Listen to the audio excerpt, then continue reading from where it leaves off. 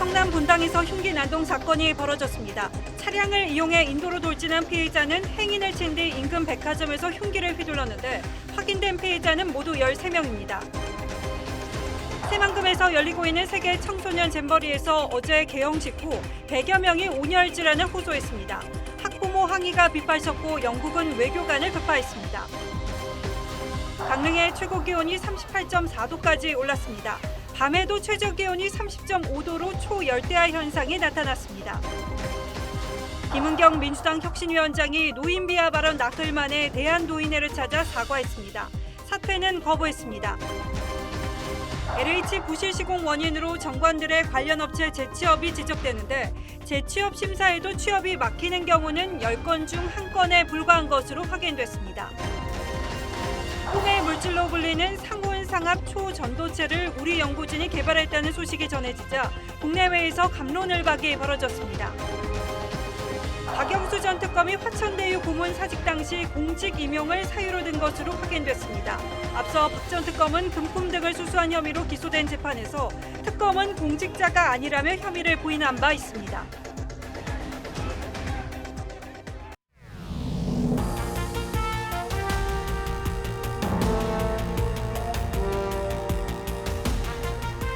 지독한 폭염입니다. 시청자 여러분 안녕하신지요? 뉴스9의 신동욱입니다. 신림동에 이어 이번에는 경기도 분당의 한 백화점에서 끔찍한 흉기 난동 사건이 일어났습니다. 조금 전인 오늘 저녁 6시쯤에 벌어진 일입니다.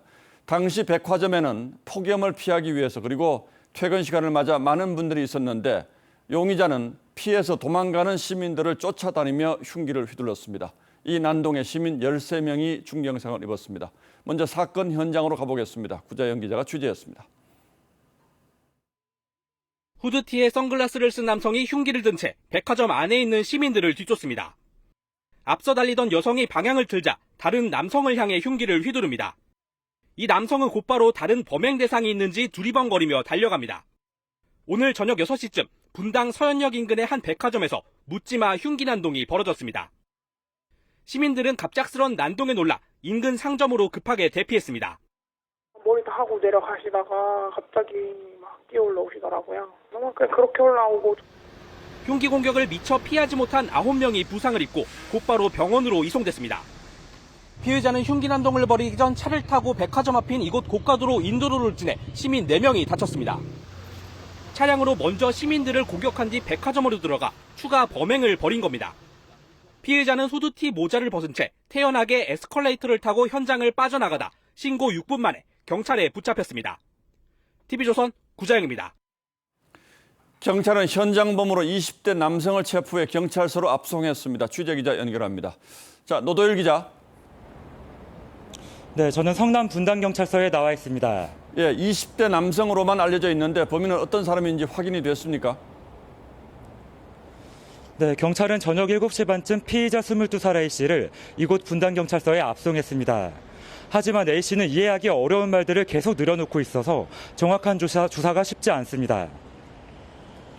A씨는 경찰 조사에서 오래전부터 살해 위협을 받고 있다는 등 피해망상 증세를 보이고 있습니다. 지금까지 경찰 조사 결과 A씨는 배달 아르바이트를 하며 경기도 분당의 한 아파트에서 혼자 살고 있던 것으로 드러났습니다. 범행에 활용한 흉기는 며칠 전 인터넷을 통해 구입했고 가족 명의의 승용차인 것으로 파악됐습니다. 경찰은 A씨의 정신과 치료 이력과 마약 등 약물 중독 여부도 조사 중입니다. A씨의 범행으로 다친 시민은 13명에서 14명으로 늘었습니다. 이 가운데 12명은 크게 다친 것으로 알려졌습니다. 부상자들은 닥터 헬기 등으로 서울대병원과 분당차병원, 재생병원과 국군수도병원 등 8곳으로 분산 이송돼 치료를 받고 있습니다. 경찰이 피해자들의 구체적인 부상 정도를 파악하고 있지만 한 명이 심정지를 보이는 등 중상자가 갈수록 늘어나고 있어 사망자가 나올 가능성도 배제할 수 없습니다. 윤익은 경찰청장은 이번 사건을 사실상 테러 행위로 규정하고 가능한 처벌 규정을 최대한 적용해 엄정히 처벌할 것이라고 밝혔습니다. 성남 분당경찰서에서 TV조선 노도일입니다. 예, 더 들어오는 소식이 있다면 뉴스 중에 노도일 기자를 다시 한번 연결하도록 하겠습니다. 전북 부안의 새만금에서 열리고 있는 세계 잼버리 대회도 총체적 난국입니다. 어젯밤 열린 개영식 행사에서만 100명 넘는 온열 질환자가 발생했고 어젯밤 10시를 기준으로 온열 질환과 벌레 물림 등으로 총 992명이 치료를 받았다고 하는데 이 정도 폭염은 예상치 못했다고 하더라도 전 세계에서 손님을 초대해놓고 이렇게 준비 부족인 대회를 강행하는 것이 맞는가 싶을 정도로 현장 상황이 엉망진창입니다. 일단 대회에 참석한 청소년들의 안전이 가장 시급합니다. 김태준 기자가 현장을 취재했습니다. 어제 저녁 열린 세계 잼버리 대회 개영식 모습입니다. 어젯밤 9시 기온은 27.5도였는데 참가자들은 3시간 가까이 땅바닥에 앉아 행사와 공연을 관람했습니다. 이 과정에서 108명이 어지럼증과 고열 증상을 호소했습니다. 어제 개영식 과정에서 탈진 등 환자가 속출하자 소방당국은 잼버리 조직위원회에 행사 중단을 요청하기도 했습니다. 하지만 조직위는 행사를 강행했고 문제가 불거지자 일부 대원들이 K-팝 공연에서 체력을 소진했다는 황당한 답변까지 내놨습니다. K-팝 행사가 좀 있었는데 그때 이제 애들이 좀 에너지를 좀 분출을 하고 거기에 따라서 이제 그 다수의 온열 질환자가 발생한 걸로. 개막 사흘 만에 온열 질환자가 156명으로 늘면서 병상 부족 문제까지 불거졌습니다. 조직위가 준비한 병상은 70개에 불과했기 때문입니다. 치료 공간은 물론 의료진과 의약품도 부족합니다. 갑자기 많이 들어온 부분도 있고 해서 부족한 것이 조금 차이가 있을 수 있는데 빨리 조달을 하고 있습니다. 조직위는 병상을 150개로 늘리고 군부대 의료진 9명을 투입할 예정입니다. K-팝 댄스 등 야외 행사 20개는 오늘부터 당분간 중단하기로 했습니다. TV조선 김태준입니다. 예, 화면만 봐도 잼버리 대회 현장 상황이 어떨지는 짐작이 어렵지 않습니다. 허허벌판 야영지에 텐트만 빼곡히 들어서 있을 뿐 쉴 곳도 시설 곳도 충분치 않고 먹거리 위생 문제도 심각합니다. 환자를 치료하는 병원도 이미 한계를 넘어섰습니다. 이어서 박건우 기자의 현장 취재입니다. 잼버리 참가 대원들이 땡볕 아래에서 힘겹게 걸어갑니다. 하루에 2만 보를 걷기도 하지만 텐트에는 선풍기조차 없습니다. 그늘막으로 잠시 몸을 피해도 따가운 햇살은 견디기 힘듭니다. It's very hot, so if you don't have an umbrella or a hat, it's very easy to get sunburned. 참가 규모에 비해 그늘막 등 편의시설이 부족하고 일부 화장실과 샤워장은 남녀 공용이라는 하소연도 터져나옵니다. 좀 크게 설치해서 여러 명이 남자든 여자든 따로따로 이렇게 사용할 수 있었으면 좋겠어요. 한낮에는 35도 안팎의 땡볕에 시달리고 밤에는 모기 등 벌레에 시달려야 합니다. 그냥 땡볕에다가 이게 텐트 몇 개 쳐 있는 거 그리고 밤에 봤을 때 모기도 좀 있을. 식사가 부실하다는 불만이 속출하고 실제로 곰팡이가 핀 달걀까지 지급되는 일도 벌어졌습니다. 잼버리 대회에 자녀를 보낸 일부 학부모들은 행사 중단과 환불까지 요구하고 있습니다. 열악한 환경에 아이가 건강을 해칠까 현장으로 달려온 부모는 속이 상합니다. 진짜 저는 아이 잡을 것 같아가지고 제가 온 거예요. 절대 취소가 안 되고 환불도 안 된대요. 잼버리 조직위가 운영하는 공식 SNS에는 폭염에 대비한 안전대책을 요구하는 글들이 잇따라 올라오는 등 대회 운영에 대한 불만이 커지고 있습니다. TV조선 박건우입니다. 예, 이러다 정말 큰일 나는 거 아닌지 모르겠습니다. 오늘부터는 정부도 바짝 긴장하기 시작했고 이 소식이 전 세계로 알려지면서 각국 대사관들이 직접 자국 청소년들을 챙기기 시작했습니다. 현장에 대사관 직원을 파견하는 나라도 있습니다. 한덕수 총리는 군 의료진을 긴급 투입하고 야외 행사는 최소화하라고 지시했습니다. 보도에 황선영 기자입니다. 한국 잼버리 대회에서 수백 명이 온열 질환에 걸렸다. 폭염 속 안전 문제가 고조되고 있다. 외신들이 잼버리 행사장의 폭염 문제를 잇따라 보도하자 각국 주한 대사관들은 정부와 조직위에 안전 문제 등 우려를 전달하며 대책을 요구했습니다. 이번 대회에 4,500여 명의 청소년이 참가한 영국의 외무부는 영국 국민의 안전을 위해 한국 정부와 소통 중이라며 새만금 현장에 대사관 직원들을 급파했습니다. 주한 미 대사관도 잼버리 현지 상황을 파악한 뒤 스카우트단의 안전을 확보하기 위해 주한미군과 협력했다고 밝혔습니다. 미 대사관은 어제 600여 명의 스카우트 대원들을 평택 미군 기지로 데려와 숙식을 제공했습니다. 정부도 뒤늦게 대책 마련에 나섰습니다. 한덕수 총리는 행사를 최소화하고 공동조직위원장인 김현숙 여가부 장관에게 대회가 끝날 때까지 현장을 지키라고 긴급 지시했습니다. 행안부는 행사장 내 폭염 저감 시설을 추가로 설치하기 위해 특별 교부세 30억 원을 긴급 지원했습니다. 앞으로 단 한 명의 중증 질환자도 발생해서는 안 된다는 비장한 각오로 지금 당장 할 수 있는 일은 즉시 시행해야겠습니다. 국방부도 내일까지 군 의료 인력을 지원하고 공병대를 추가해 그늘막과 샤워장을 포함한 편의시설을 확충할 예정입니다. TV조선 황선영입니다. 새만금의 상황에서도 보셨듯이 지금 이어지는 폭염은 사실 천재지변에 가깝습니다. 그래서 야외 활동을 특히 조심하셔야 합니다.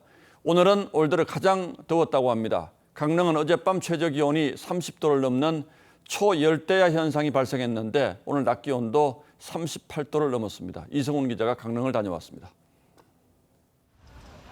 동해안 대표 피서지인 강릉 경포 해수욕장입니다. 바닷물에 뛰어들어도 좀처럼 더위가 가시지 않습니다. 물속에 들어왔다 나와도 더위가 이게 안 가니까 좀 짜증이 좀 많이 나고 진짜 너무 더워서 초콜릿을 꺼내놨더니 순식간에 곤죽이 되고 폭염에 달궈진 보행로 위에 아이스크림을 올려놨더니 이렇게 5분 만에 줄줄 흐를 정도로 녹아내렸습니다. 오늘 낮 최고 기온은 강릉이 38.4도로 가장 높았고 대구 37.6도, 경주 37.2도, 서울 34.6도 등 전국의 폭염이 이어졌습니다.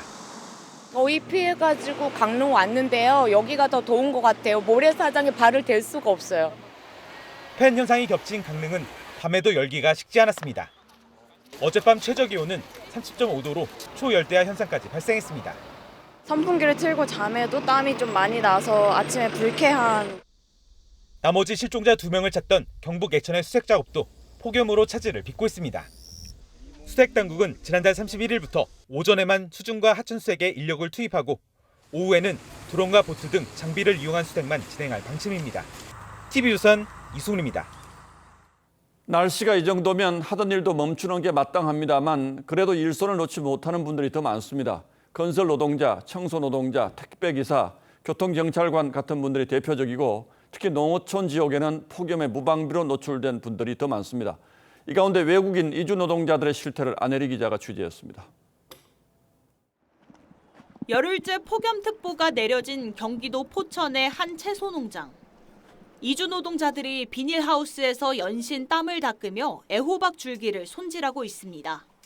오후 4시 현재 비닐하우스 밖의 온도는 35도입니다. 외국인 노동자들이 일하는 비닐하우스 내부로 들어가 보겠습니다. 최대 48도까지 치솟았습니다. 비닐하우스 안에서 하루 10시간 넘게 일하지만 냉방용품이라곤 궁여지책으로 장만한 휴대용 선풍기가 전부.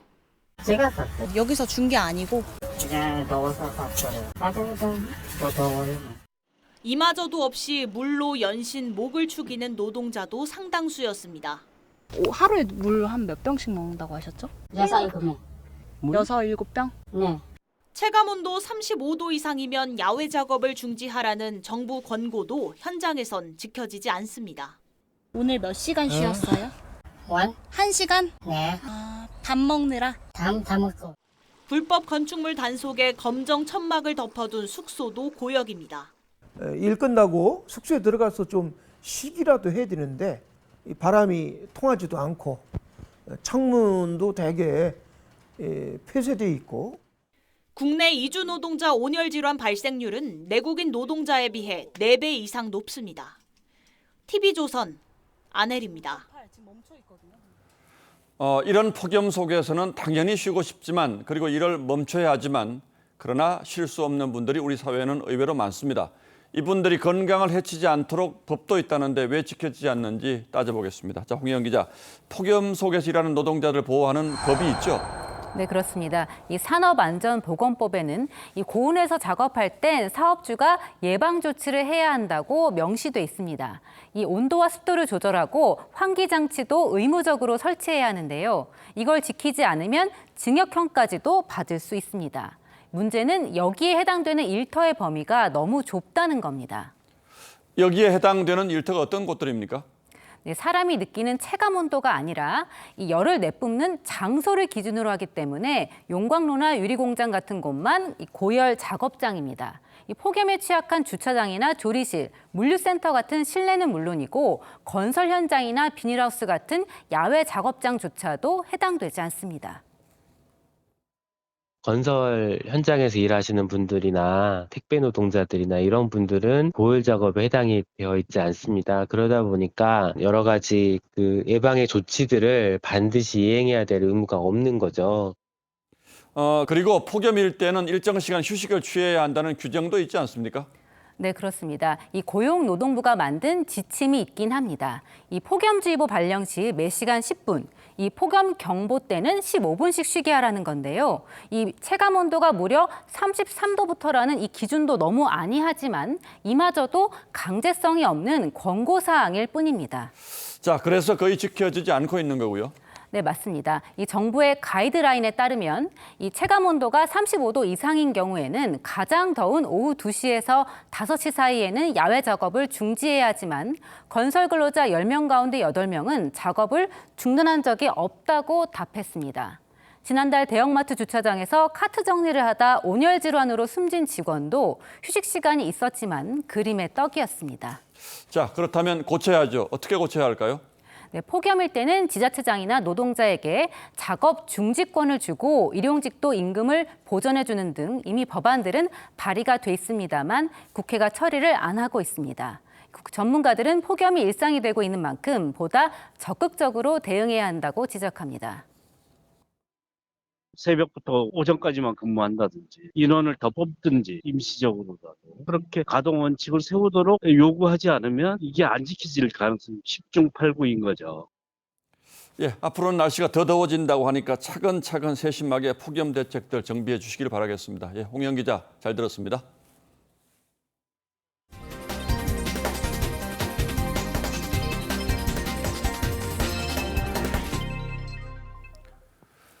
민주당 김은경 혁신위원장이 노인 폄하 발언 논란 나흘 만에 결국 공식 사과했습니다. 그러나 전체적인 사과 발언 맥락을 보면 하기 싫지만 떠밀려 한다는 뉘앙스가 많이 느껴졌습니다. 적어도 제 귀에는 그렇게 들렸습니다. 그리고 대한노인회를 찾아가 사과했는데 어떤 반응이 돌아왔는지 이광희 기자가 취재했습니다. 민주당사 앞에선 김은경 혁신위원장이 고개를 숙였습니다. 어르신들의 마음을 상하게 한 점에 대해서는 더욱 정중히 사과드립니다. 노인 비하 발언 나흘 만에 공식 사과를 한 건데 당 안팎의 사퇴 요구에는 여전히 선을 그었습니다. 혁신의 의지는 그대로 갑니다. 김 위원장은 당초 오늘 오전까지도 직접 사과엔 회의적인 분위기가 강했습니다. 조금 고민을 해봐야 될 것 같아요. 저희는 조금 정치적인 역할하고는 약간 차이가 있어서. 하지만 빠른 사과가 필요하다는 당 지도부의 입장을 수차례 전달받고 입장을 바꾼 걸로 전해졌습니다. 김 위원장은 이어 대한노인회도 찾아가 사과했습니다. 마음 아프게 해드린 거 너무 죄송스럽다고 말씀하고. 김호일 대한노인회장은 김 위원장을 옆에 앉혀두고 김 위원장 사진을 향해 뺨을 때리듯 내리치며 호통을 쳤습니다. 사진이라도 내가 뺨을 한 대 때리겠습니다. 정신 차려. 정신 차리라고. 당내에선 혁신위에 혁신이 필요하다며 김 위원장 사퇴 요구가 계속됐고 처리나 좀 들라고 그래요. 우선 혁신위원장이 내려놓는 게 그 민주당을 돕는 길이. 국민의힘은 민주당의 노인 비하는 실수가 아니라 습관이자 정체성이라고 지적했습니다. 김 위원장이 혁신을 통해 민주당을 살리기는커녕 이딴 실언과 망언으로 민주당을 오히려 죽이고 있기 때문입니다. TV조선 이광입니다. 결국 사과는 했습니다. 하지만 김 위원장이 해놓은 말들이 워낙 많아서 앞으로 그의 말에 힘이 실릴 수 있을지는 의문입니다. 그렇게 되면 결국 혁신위의 존재가 위태로워질 수 있고 혁신위를 통해서 당 분위기를 다잡겠다던 이재명 대표의 구상에도 차질이 불가피해졌습니다.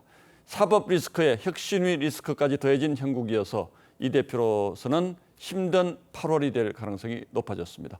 이재명 대표의 고민은 최지원 기자가 짚어봤습니다. 전당대회 돈봉투 의혹과 무소속 김남국 의원의 코인 사태 등으로 당 지지율이 떨어지자 지난 6월 이재명 대표는 혁신위원회를 통한 위기 돌파를 시도했습니다. 우리 지도부는 혁신기구가 마련한 혁신안을 존중하고 전폭적으로 수용할 것입니다. 하지만 고심 끝에 임명한 이래경 혁신위원장은 천안함 자폭설을 제기한 사실이 알려지면서 임명 9시간 만에 자진 사퇴했습니다. 아무래도 검증이 좀 부실했다라는 지적이 나올 수밖에 없는데 이에 대해서는 어떻게 생각하시나요? 뒤이어 김은경 혁신위를 띄웠지만 김 위원장이 돈봉투 사건의 조작 가능성과 초선 의원들을 코로나19 학력 저하 세대로 비유하는 등 논란을 빚은 데 이어 코로나 시대를 겪었던 학생들의 차이가 분명히 있더라고요. 일단 그들은 학력 저하가 심각했어요. 초선이 코로나 때 딱 그 초선들이신 거예요. 이번 노인 비하 발언으로 혁신 동력을 상실했다는 지적이 많습니다. 그런 인식과 그런 자세를 가지고서는 더불어민주당이 지금 혁신의 역할을 앞장서서 할 수 있을까? 국민의힘 김기현 대표는 임명권자인 이재명 대표가 잠수를 탔다는 사실이 기괴하다며 이 대표 책임을 거론했습니다. 이재명 대표는 더 이상 김은경 위원장 뒤에 숨지 말고 당대표로서 분명한 입장을 내어놓기 바랍니다. 당내에선 다음 주 휴가에서 복귀하는 이 대표가 직접 유감을 표명하고 혁신위 사태의 출구 전략을 모색해야 한다는 주장이 나옵니다. TV조선 최재원입니다. 무더기 철근 누락이 확인된 LH 아파트 부실 시공 문제 짚어보겠습니다. 부실 시공 원인 가운데 하나로 LH 출신 정관들이 관련 업체에 재취업하는 게 지적됐었는데요. 이 정관들의 재취업을 막는 규정이 없는 것도 아니었습니다. 하지만 재취업이 막히는 경우는 10건 가운데 1건에 불과했습니다. 규정에 허점이 있었던 건 아닌지 김하림 기자가 단독 보도합니다. LH 부장급 전문위원이던 A씨는 퇴직 한 달 만에 감리업체 상무이사로 취직했습니다. 같은 직급 B씨도 퇴직 1년 만에 감리업체 건축감리원으로 들어갔습니다.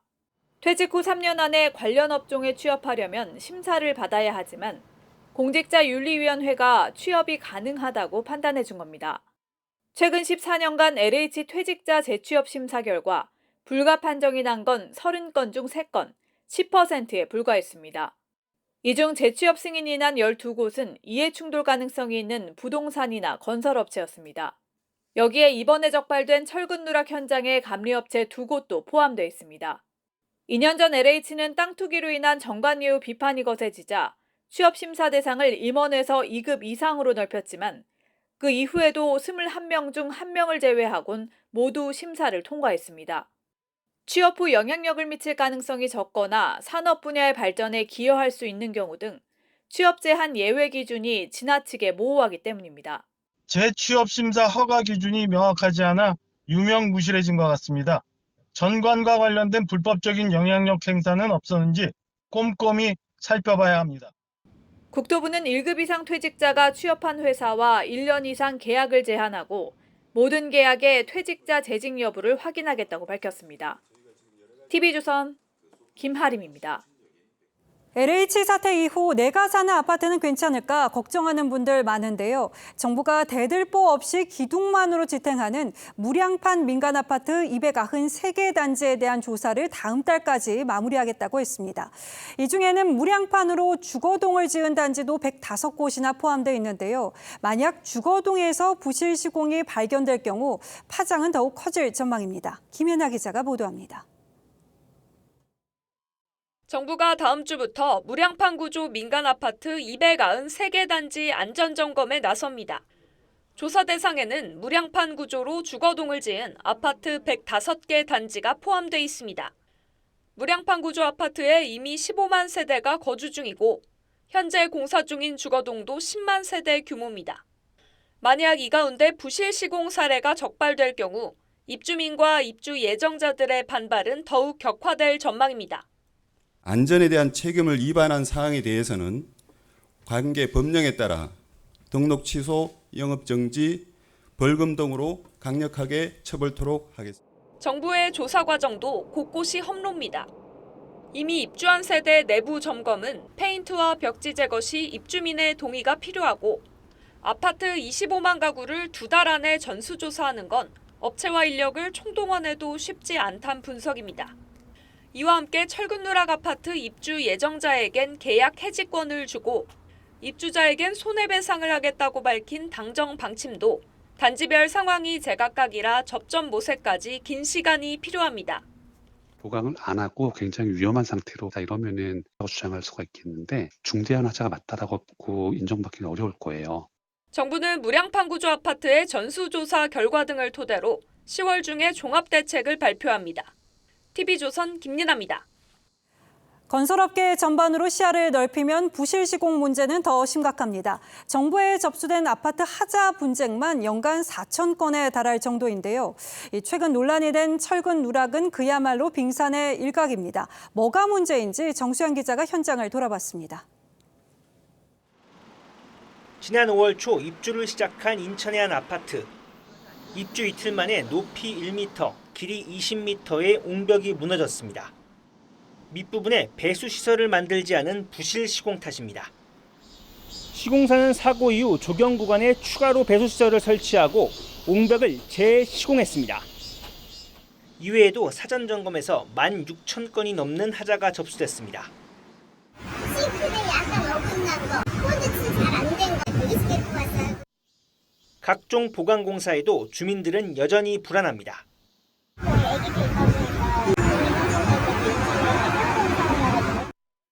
국토교통부에 접수된 부실 시공 관련 소비자 불만 건수는 매년 4,000건에 가깝습니다.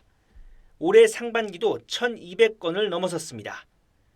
바닥 완충제나 단열재가 빠져 있고 철근이 노출되거나 건물 바깥벽이 갈라지는 등 그야말로 부실 백화점입니다. 하자가 끊이지 않는 가장 큰 이유는 불법 하도급입니다. 국토부가 조사에 나선 292개 현장 가운데 108곳에서 불법 하도급 사례가 적발됐습니다. 설계와 시공을 감시하는 감리제도가 유명무실해진 것도 큰 원인입니다. 경영문화, 건설업의 관행들 전반적으로 이게 쌓여가지고 법 제도 개선은 물론 종사자의 의식 개혁까지 아우르는 종합대책이 절실해 보입니다. TV조선 정수양입니다. 이 과학계는 물론이고 증권가와 온라인에서도 화제인 물질이 있습니다. 이 국내 연구소가 극한 기온이나 초고압이 아닌 상온에서 사용 가능한 초전도체를 개발했다고 주장했습니다. 인류의 생활 양상을 완전히 바꿔놓을 개발이어서 국내외 과학계가 진위 논란으로 달아올랐습니다. 그래서 저희 유혜림 기자가 상온 초전도체를 개발했다는 연구소를 찾아가 봤습니다. 상온 초전도체를 개발했다고 발표한 퀀텀 에너지 연구소의 주소지입니다. 주택가 건물 지하에 위치한 연구소는 간판도 없고 문을 두드려도 아무도 나오지 않습니다. 연구원들은 평소 이곳으로 출퇴근하는 것으로 알려졌으나 현재는 문이 굳게 닫혀 있습니다. 아니야, 주위에서 이러는 것을 사람들 개의치 말고, 그냥 대꾸도 하지 말고, 그냥 가만히 계시면 결과만 보라고. 이 연구소가 세계 최초로 상온 초전도체를 개발했다고 발표한 뒤 국내외 반응은 뜨거웠습니다. 저항 없이 전기를 통하게 하는 초전도체는 영하 200도 이하나 초고압에서만 존재합니다. 그런데 이를 일상에서 쓸 수 있게 만들었다고 주장한 겁니다. 사실이라면 노벨상을 받을 만한 업적이자 양자 컴퓨터, 자기부상열차 등 미래 기술 발전을 앞당길 수 있습니다.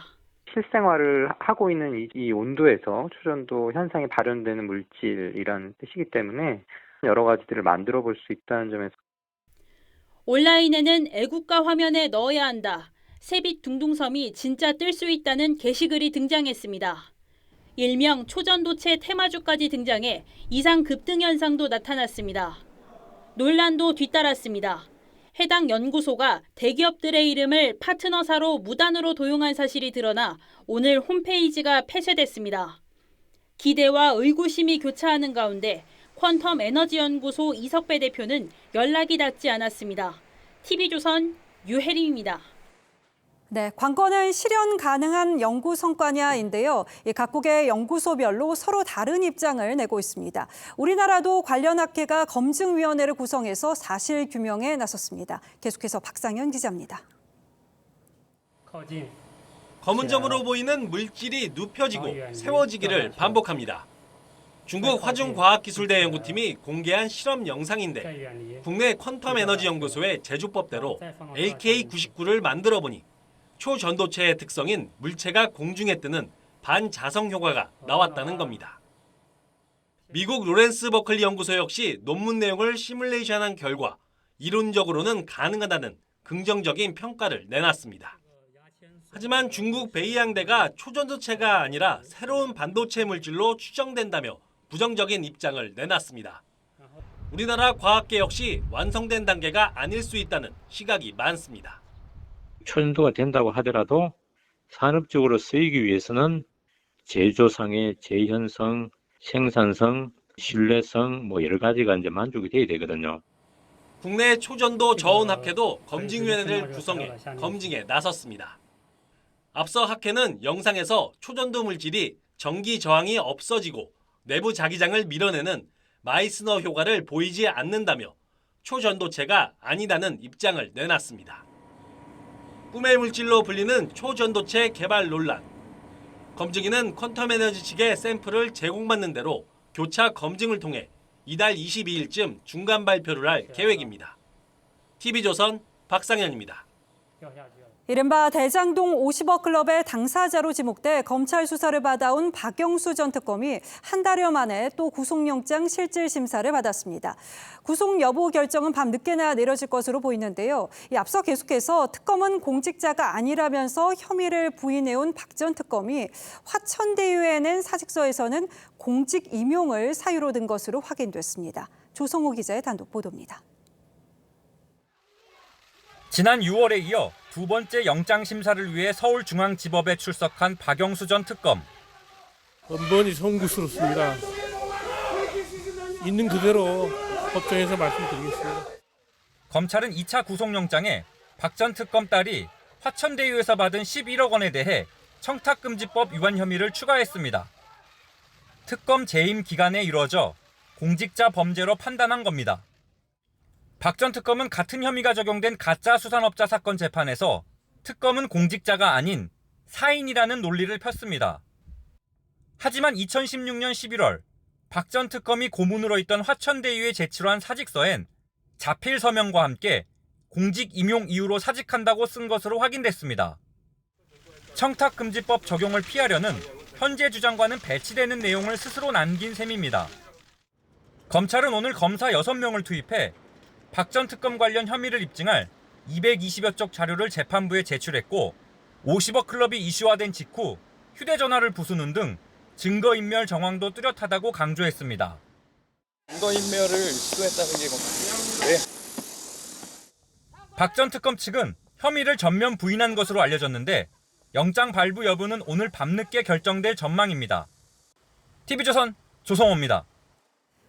초등학교 교사 사망 이후 교원단체들이 돌아가면서 교사들의 교권 침해 피해 신고를 받고 있는데요. 한국교총이 10,000건이 넘는 사례를 공개했습니다. 절반 이상은 학부모가 교사를 위협한 경우였는데요. 듣는 이의 귀를 의심케 하는 사례가 한둘이 아니었습니다. 박지훈 기자가 보도합니다. 무고성 아동학대 면책권 즉각 보장하라! 보장하라! 보장하라! 보장하라! 한국교총이 10,000여 건의 교권 침해 신고 사례를 공개했습니다. 학부모로부터 받은 피해가 대부분이었습니다. 나 조폭인데 길 가다 칼 맞고 싶냐며 노골적으로 협박하고 아이가 깁스를 했으니 매일 아침 차로 등교시켜달라는 황당한 요구를 한 학부모도 있습니다. 학벌을 내세워 유치원 교사를 무시한 사례도 있습니다. 사실 어디까지 배웠어요 지금? 경영대학 나와가지고 MBA까지.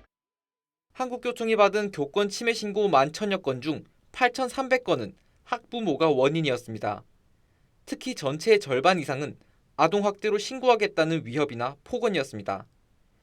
교사들은 학부모 횡포에 맞설 방법이 없다고 호소했습니다. 학부모는 아무런 책임도 지지 않는 현실에 또 한 번 무너집니다. 교권 침해 학부모에게 교권보호위원회가 할 수 있는 건 사과 권고뿐입니다. 이주호 교육부 장관은 이달 안에 교사의 구체적인 생활 지도 범위를 정한 고시를 발표하겠다고 했습니다. TV조선 박재훈입니다. 이 토익 등 어학시험 답안지를 고사장 화장실에서 취업 준비생 등에게 몰래 전달한 전직 학원 강사가 붙잡혔습니다. 건당 최대 500만 원을 받았습니다. 전정원 기자입니다. 지난해 10월 토익 시험이 치러진 서울 소재 중학교. 한 수험생이 화장실이 급하다며 고사장을 빠져나갑니다. 해당 수험생은 이후 정답 쪽지를 옮겨 적다가 시험감독관에 적발됐습니다. 토익위원회 신고로 경찰 수사가 시작됐는데 비슷한 시간대에 화장실을 다녀간 수험생 가운데 전직 영어 강사인 A씨가 부정시험 브로커로 특정됐습니다. A씨는 시험 종료 30분 전쯤 의뢰인과 약속한 화장실 한 켠에 시험 답안을 적은 쪽지를 숨겨놨습니다. 수험생 한 명당 300만 원에서 500만 원을 받은 뒤 정답 쪽지를 숨길 공간까지 정해둘 정도로 치밀했습니다. 고사장 층이 다를 경우 휴대전화를 숨겨 SNS 이미지로 쪽지를 전송했습니다. 미국 명문대 출신인 A씨는 서울 종로 대형 어학원 강사 이력을 앞세워 재작년 7월부터 부정시험 의뢰자를 모집한 것으로 파악됐습니다. 적발된 부정시험 의뢰자는 모두 19명으로 대부분 20, 30대 취준생이었습니다. 사전에 그 의뢰자하고 그 브로커하고 만나가지고 그 의뢰자들이 이제 원하는 점수가 있으면 가령 800점이다. 그러면은 거기에 맞춰서 답지 작성을 해. 경찰은 부정행위 대가로 1억 원을 챙긴 A씨와 의뢰자 19명을 업무방해 등 혐의로 검찰에 넘겼습니다. TV조선 전정원입니다. 20년 넘게 북한 주민들의 탈북과 국내 정착을 도와서 탈북자 대부로 알려졌던 목사가 있습니다. 탈북 청소년 성추행 혐의로 경찰 수사를 받게 됐습니다. 고소인 조사 과정에서 드러난 피해자만 모두 8명입니다. 임서인 기자입니다. 1999년부터 북한 주민 1000여 명의 탈북과 국내 정착을 도왔던 A 목사. 같은 또래, 같은 아픔, 이제 그런 문화를 가지고 있기 때문에 교장으로 재임 중인 탈북학교에서 학생들을 성추행해왔다는 혐의가 불거졌습니다. 이 학교 출신 3명이 지난달 교장을 상대로 경찰에 고소장을 접수한 겁니다. 팔 옆쪽으로 이렇게 가슴을 만지려고 이렇게 손이 들어오는데 제가 꾹 눌렀는데도 기도를 2016년부터 허리 감싸고 엉덩이 두드리고. 고소인 조사를 통해 경찰이 파악한 피해자는 8명.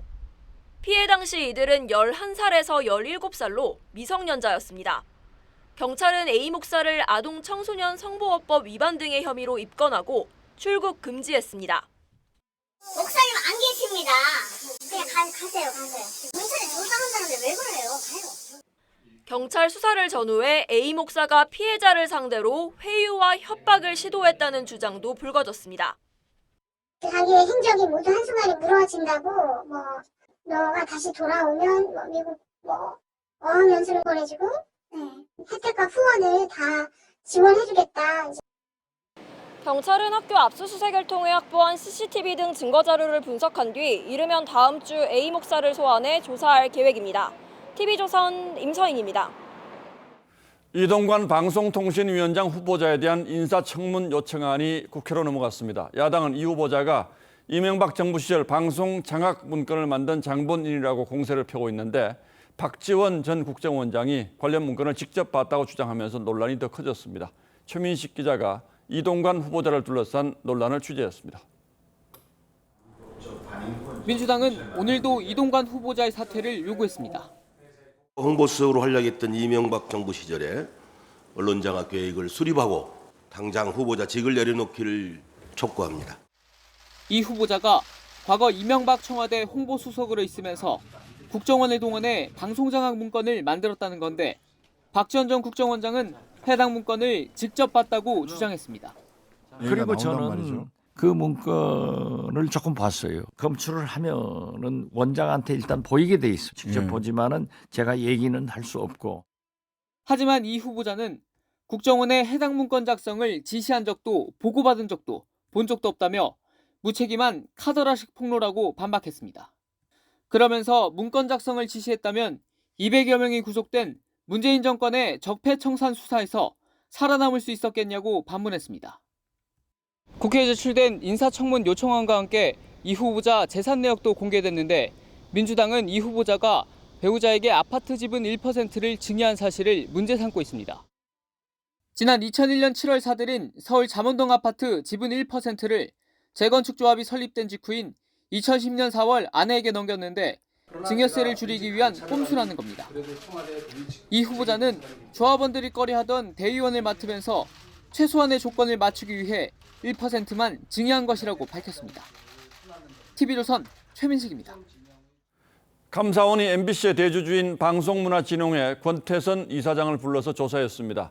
안영준 MBC 사장의 주식 차명 보유 사실을 알고도 임명을 강행한 이유를 집중적으로 따져 물은 것으로 알려졌습니다. 감사원은 이러면 내일 권 이사장에 대한 수사를 의뢰할 예정이고 방통위도 해임 절차에 들어갔습니다. 구민성 기자가 보도합니다. 감사원의 권태선 방송문화진흥회 이사장에 대한 감사는 MBC의 투자사업 손실에 대한 국민감사 청구로 시작됐습니다.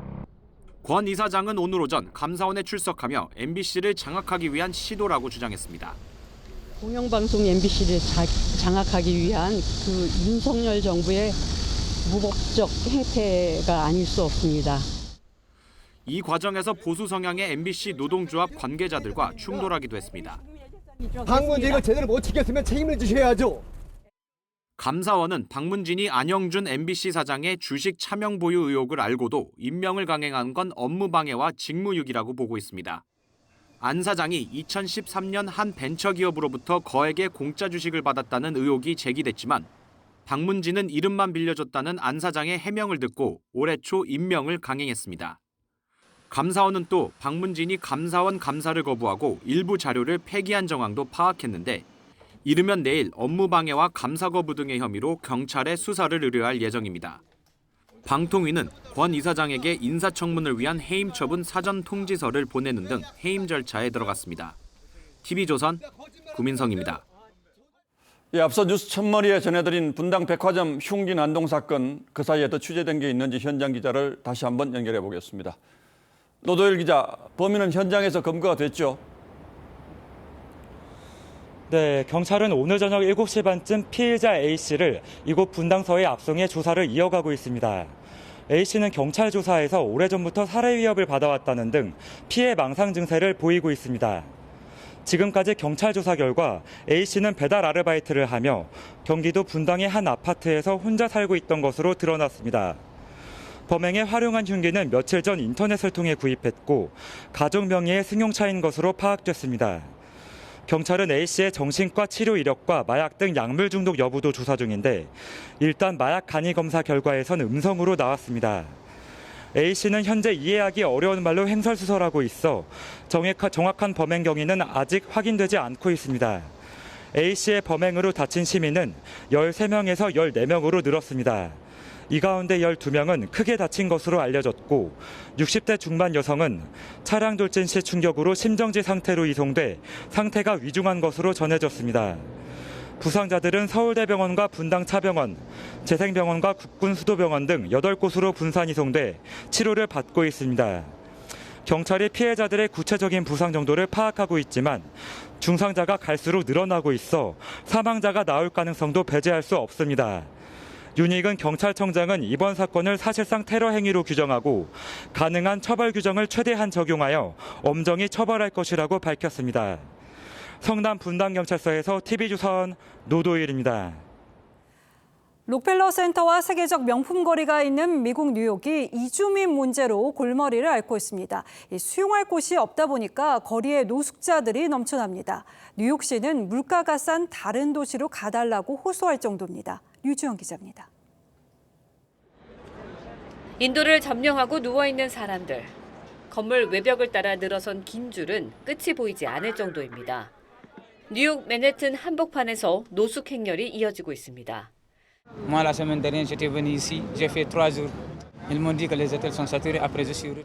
지난해 봄부터 뉴욕으로 몰려든 중남미 이주민들은 최소 9만 명. 뉴욕시가 임시 숙소로 마련한 호텔방은 이미 동이 났고 이주민들은 순번이 올 때까지 기약 없이 잠자리도 식사도 길거리에서 해결하고 있습니다. 당초 이주민들을 적극 받아들였던 뉴욕시지만 감당할 수 없는 수준에 이르자 이제는 물가가 싼 다른 도시로 가달라는 전단지까지 나눠주는 실정입니다. It's not going to get any better.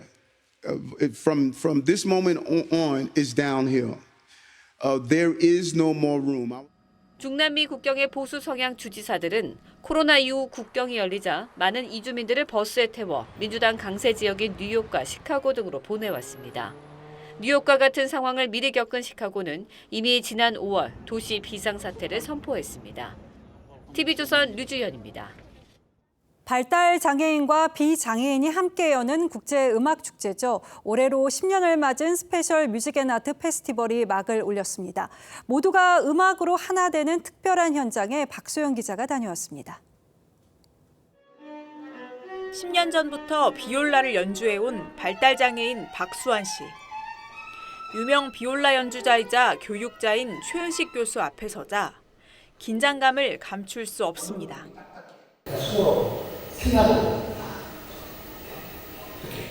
멘토와의 1대1 레슨에서 앞으로의 연주에 지침이 될 교훈을 얻었습니다. 마음을 가지고 해요. 소리는 어떻게 하면 소리 연결이 되는지.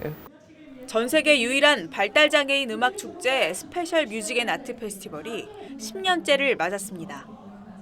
올해는 이스라엘, 일본 등 9개 나라에서 온 외국인 18명을 포함해 모두 120여 명의 발달장애인이 축제에 참여합니다. 발달장애 아티스트와 유명 음악인이 같이 연주하고 축제 마지막 날인 5일에는 모두 함께 무대를 꾸밉니다. 역시 음악은 통하는구나. 표현이라든지 감정이라든지 이런 것들이 너무 감동이고 음악에 담긴 내용이 굉장히 중요한 거거든요. 행사가 열리는 서울대학교 예술관 콘서트홀에서는 지금까지 축제에 참여한 전 세계 발달장애 아티스트 700여 명의 활동 기록도 만나볼 수 있습니다. TV조선 박소영입니다.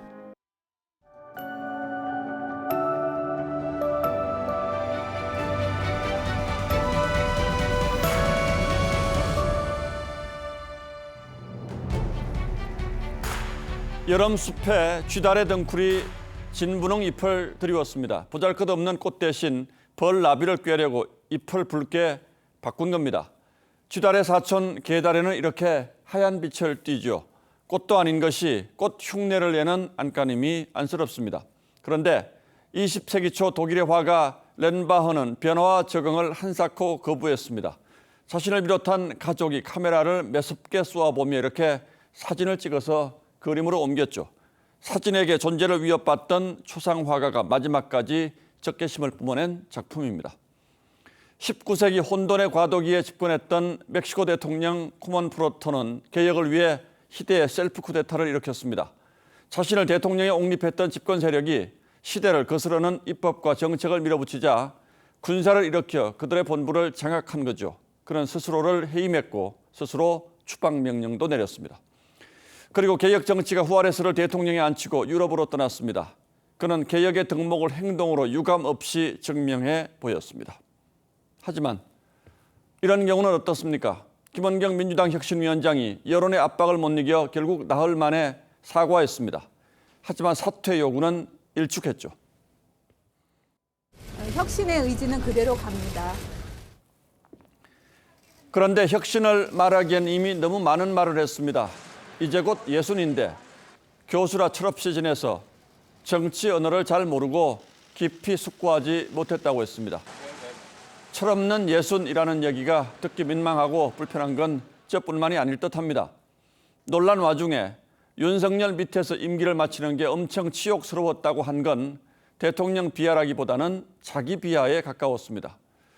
문재인 정부에서 함께 임명된 금감원 부원장 3명은 윤 정부 출범 후 물러났지만 그만은 연봉 3억 원이라는 부원장 임기를 다 채웠습니다.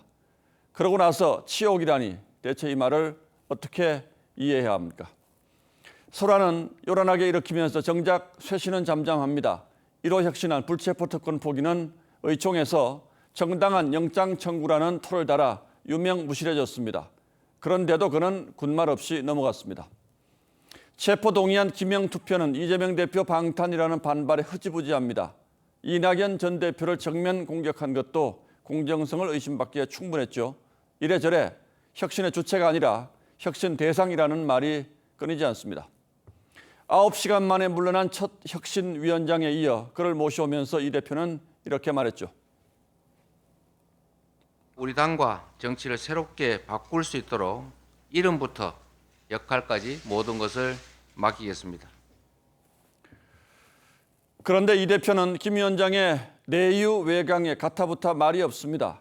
중국의 문어 루신이 이전의 세력을 떨치던 자는 복구되기를 원하며 지금 세력을 잡고 있는 자는 현상 유지를 원한다고 했는데 결국 그들이 원한 건 혁신이 아니라 현상 유지였을까요? 8월 3일 앵커의 시선은 철없는 예순이었습니다.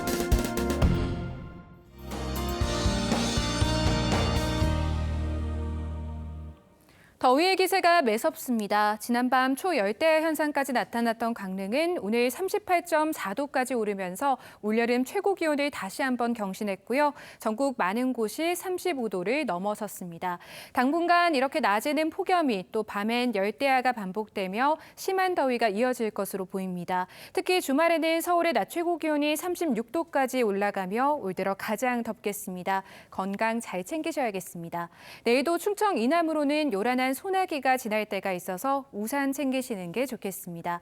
내일 아침 서울과 전주, 여수가 26도로 출발하겠습니다. 한낮에는 35도 안팎으로 무덥겠고요. 경주가 무려 38도까지 치솟겠습니다. 바다의 물결은 최고 6m로 거세게 일겠습니다. 폭풍일 가능성도 있는 만큼 안전에 유의하셔야겠습니다. 동풍의 영향으로 다음 주 영동 지역엔 비가 내리겠습니다. 날씨였습니다. 8월 3일 목요일 뉴스9는 여기서 모두 마치겠습니다. 시청해주신 여러분 고맙습니다.